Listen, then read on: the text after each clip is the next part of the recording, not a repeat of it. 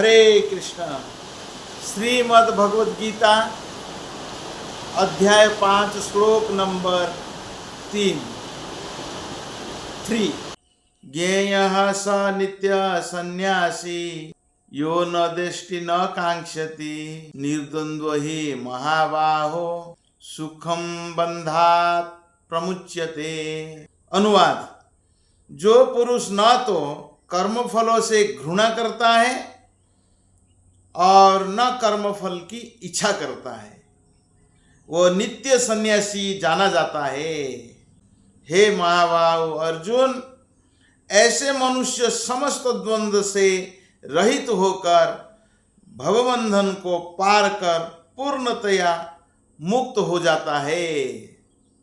तो प्रभुपाद जी तात्पर्य में लिखते हैं, पूर्णतया कृष्ण भावना भावित पुरुष नित्य सन्यासी है, क्योंकि वह अपने कर्म फल से ना तो घृणा करता है ना ही उसकी आकांक्षा करता है। ऐसा सन्यासी भगवान की दिव्य प्रेमा भक्ति के परायण होकर पूर्ण ज्ञानी होता है, क्योंकि वह कृष्ण के साथ अपनी स्वाभाविक स्थिति को जानता है। कर्म फलों से कभी घृणा नहीं करता है, कर्म फल के प्रति आसक्ति भी नहीं है। तो सन्यासी होता है कर्म भगवान के लिए करता है, उसका कोई कर्म फलों से सरोकार नहीं है, क्योंकि वो कर्म फल भगवान को समर्पित कर देता है, खुद का भोग के लिए नहीं होता है। इसीलिए वो जानता है कि स्वाभाविक स्थिति, यहाँ पर प्रभुपाद जी कहते हैं कि वो पूर्ण ज्ञानी होता है। जो सन्यासी होता है, जीवर स्वरूप होए कृष्ण नित्य दास, वो कृष्ण का दास है और वो भगवान का प्रेमा भक्ति में, प्रेममयी सेवा में लगा रहता है। क्योंकि जीव तभी सुखी होता है जब वो भगवान का सेवा करता है। जैसा ये हाथ है, ये हाथ शरीर का अंश है, तो उसी प्रकार जीवात्मा भगवान का अंश है। ये हाथ शरीर से अलग होकर कभी सुखी नहीं हो सकता है, उससे तो पहले उसको शरीर से जुड़ना होगा। शरीर से जुड़ने से काम नहीं चलेगा, लेकिन हाथ को शरीर का सेवा करना चाहिए। जब हाथ शरीर का सेवा करता है तब हाथ सुखी होता है। उसी प्रकार जीवात्मा भगवान से जुड़ जाना, उतना ही ज्ञान हो गया तो भी वो कभी सुखी नहीं हो सकता है। जब जीवात्मा भगवान से जुड़कर भगवान की सेवा करता है तब वो सुखी होता है। ये है पूर्ण ज्ञान। कृष्ण पूर्ण अंशी है, तो जीवात्मा अंश है। जैसा चैतन्य महाप्रभु का अचिंत्य भेद भेद फिलोसफी, जैसे समुद्र का एक बूंद पानी है, वो क्वालिटी एक ही है, क्योंकि समुद्र का पानी नमकीन है। तो एक बूंद पानी वो भी नमकीन है और पूरा समुद्र भी नमकीन पानी है, लेकिन क्वांटिटी में फर्क है। समुद्र का एक बूंद पानी कभी समुद्र नहीं हो सकता है, वो एक बूंद पानी एक बूंद ही है।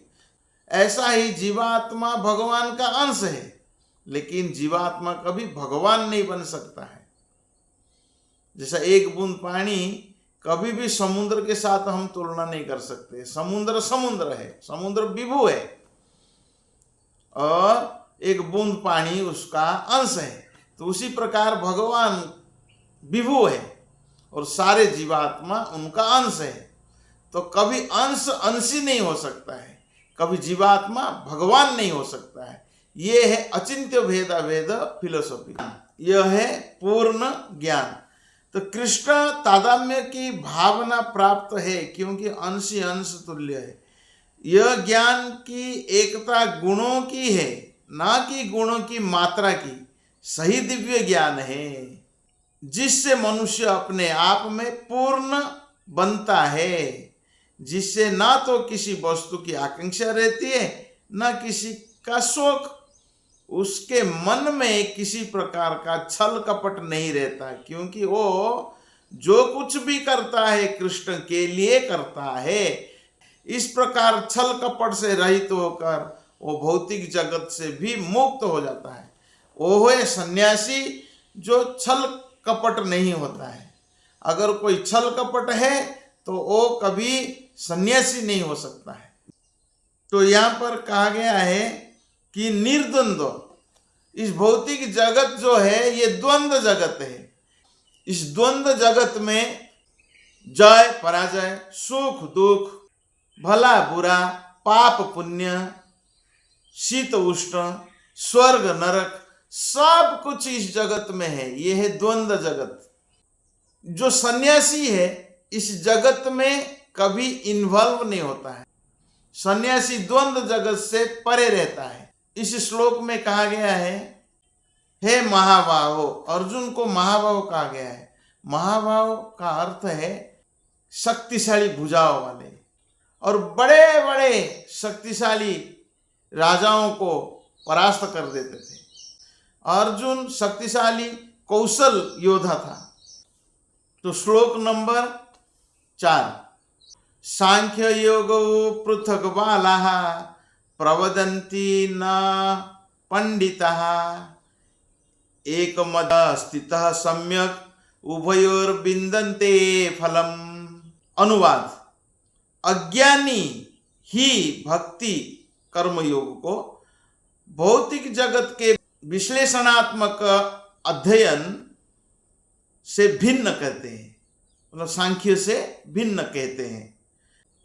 जो वस्तुतः ज्ञानी है वे कहते हैं कि जो इनमें से किसी एक मार्ग का भलीभांति अनुसरण करता है तो वो दोनों के फल प्राप्त कर लेता है। प्रभुपाद जी बताते हैं कि भौतिक जगत के विश्लेषणात्मक अध्ययन सांख्य का उद्देश्य आत्मा को प्राप्त करना है। भौतिक जगत की आत्मा विष्णु या परमात्मा है। भगवान की भक्ति का अर्थ परमात्मा की सेवा। श्लोक नंबर 5, यत् सांख्ये प्राप्यते स्थानम तत् योगैरपि गम्यते एकम सांख्यम च योगम च य पश्यति स पश्यति। अनुवाद, जो यह जानता है कि विश्लेषणात्मक अध्ययन सांख्य द्वारा प्राप्य स्थान भक्ति द्वारा भी प्राप्त किया जा सकता है, और इस तरह जो सांख्य योग तथा भक्ति योग को एक समान देखता है वही वस्तुओं को यथा रूप में देखता है। तो प्रभुपाद जी तात्पर्य में लिखते हैं, दार्शनिक शोध सांख्य का वास्तविक उद्देश्य जीवन के चरम लक्ष्य की खोज है। क्योंकि जीवन का चरम लक्ष्य आत्म साक्षात्कार है, अतः इन दोनों विधियों से प्राप्त होने वाले परिणामों में कोई अंतर नहीं है। सांख्य दार्शनिक शोध के द्वारा इस निष्कर्ष पर पहुंचा जाता है कि जीव भौतिक जगत का नहीं अपितु पूर्ण परमात्मा का अंश है। तो सांख्य योग हो या भक्ति योग हो, वो जीव जो है वो परमात्मा का अंश है, यही ज्ञान होता है। तो फलतः जीवात्मा का भौतिक जगत से कोई सरोकार नहीं होता, उसके सारे कार्य परमेश्वर से संबंध होने चाहिए। तो जब वह कृष्ण भावनामृतवश कार्य करता है तभी वो अपनी स्वाभाविक स्थिति में होता है। सांख्य विधि में मनुष्य को पदार्थ से विरक्त होना पड़ता है, और भक्ति योग में उससे कृष्ण भावना भावित कर्म में आसक्त होना होता है। वस्तुतः दोनों ही विधियां एक है, यद्यपि ऊपर से एक विधि में विरक्त दिखती है और दूसरे में आसक्ति है। जो पदार्थ से विरक्ति और कृष्ण में आसक्ति को एक ही तरह देखता है वही वस्तुओं को यथा रूप में देखता है।